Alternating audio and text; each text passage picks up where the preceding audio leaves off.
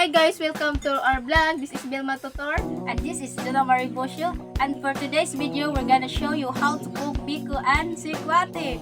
In 1, 2, 3, go! Ang unang gagawin ay ihanda ang mga sangkap.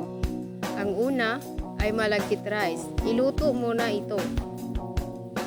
Pangalawa, ihanda ang gata ng niyog.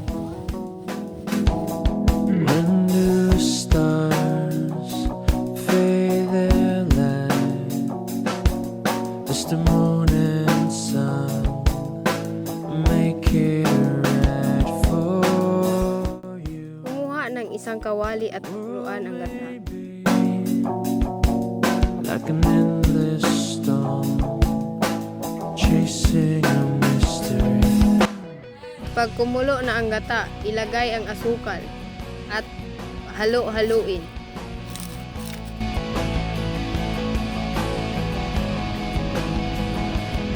Is there hate in your heart?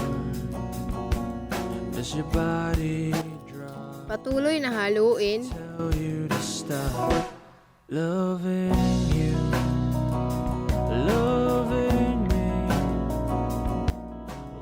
Kapag malagkit na, kunin ang sinaing na bigas at ito'y ihalo-halo. There's a blue sky waiting tomorrow, waiting tomorrow, shining and shimmering.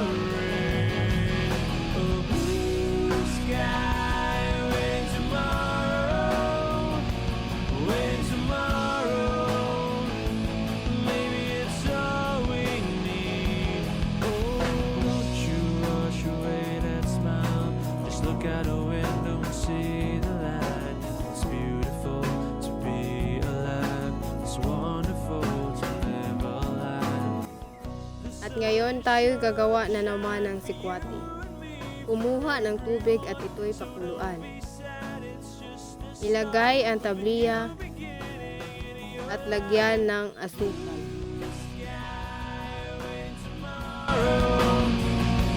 Waiting tomorrow, shining and shimmering. Patuloy na halo-haluin hanggang sa matunaw na yung tabliya.